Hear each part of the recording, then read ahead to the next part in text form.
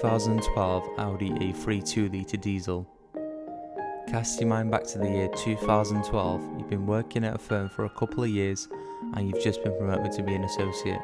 And yes, you just saw that Audi had released their newly shaped Audi A3 hatchback, so you go and place your deposit down immediately. This is hence why the Audi A3 became one of the most liked and go-to hatchbacks of the last decade, because then no one cared about emissions and carbon footprints. Said it was all about either performance or miles to the gallon. With the performance figures in mind, it does 0 to 60 in 8.6 seconds, which is shocking, I know, but are you really bothered when you're getting 60 miles to the gallon? Next up, the drive.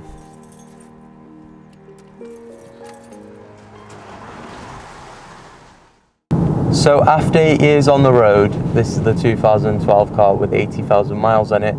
It does still feel pretty refined and quite comfortable. But if you feel like you want a more sporty feel, let's say, go out there and go buy yourself the S-Line model, because that makes a huge difference in ride quality. In terms of handling, I feel like there's too much power steering involved and you don't really feel engaged with the roads at all, to be fair. So I would rather choose the BMW 1 Series over this Audi A3, just on the basis of handling.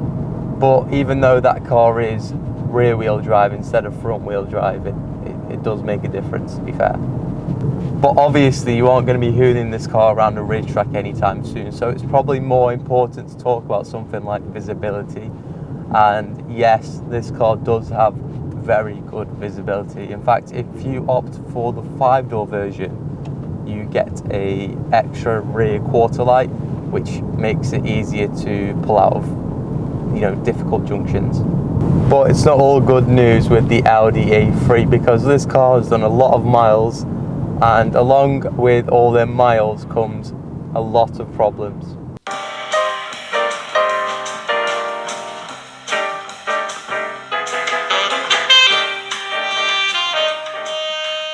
And the first problem is the fact that the start-stop motor on this car does not work at all. Now, I had the exact same problem in my Fiesta, and what happens is when the start-stop motor is put to some good use, it just starts to wear out and then it just completely conks out, so it just stops working completely. Luckily, the start-stop is completely disengaged in this car, because if it wasn't, I'd probably be stuck on the side of the road right now.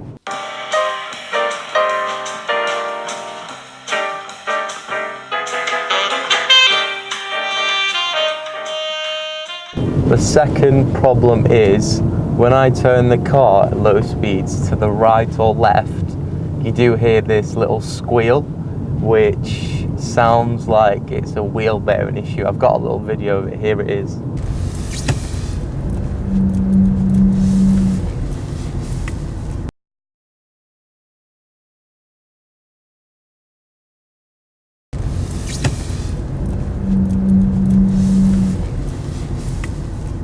But I tell you what though, this car is extremely fast. Even though it's a 2-litre with, I believe, 140 brake horsepower, I don't know.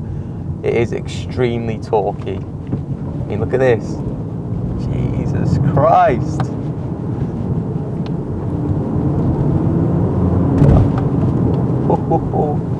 And now we must talk about the interior of the Audi A3 and all the features that come along with it. But first off, I want to mention how weird the spec is in here. It's just like a weird black plastic with dark green combination. I don't know who decided this, but I just call it the old man spec. And secondly, I want to mention how well the buttons have stood up during the 8 years of ownership of this car. They literally still feel brand new, and not a button has been like rubbed off or anything like that. So the quality is quite up to scratch. And whilst I'm in the front of the car, I may as well mention how you can access a little secret hidden menu in the Audi Chorus radio. And the way you do that is you have to hold down the menu button until it comes up with the secret hidden menu, and then it gives you a little information about your signal level and how to fine-tune your radio.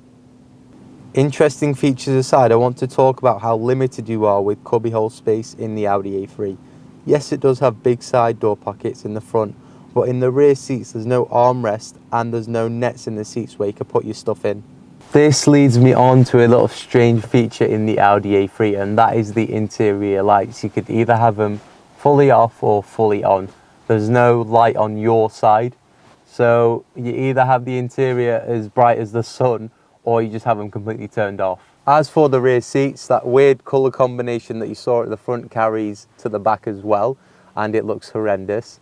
But other than that, you get a load of headroom and a load of legroom as well, so your rear seat passengers are going to be quite happy with you. Apart from the fact there is like a massive hump in the middle here, but it's very small, so it doesn't really make a difference anyway. So to conclude the video then, what do I think of this Audi A3? And I think it's a total bargain, considering you could actually get this car for less than £5 and it shares the same engine with the VW Golf. And another thing to mention is that road tax is only 30 quid a year on this car, so if you crunch a load of miles, motorway miles if that is, buy this car and in 5-10 years time scrap it, then cars will all become electric anyway. Buy your electric vehicle and then you'll be sorted. You save a load of money instead of buying a diesel guzzler right now and then having to swap it out later on in the future. Anyway, that's it from me this week. I'll be doing a very similar review on this car, but the newer generation one, in a couple of weeks time. So make sure you subscribe to the channel so you don't miss that out. Anyway, see you later.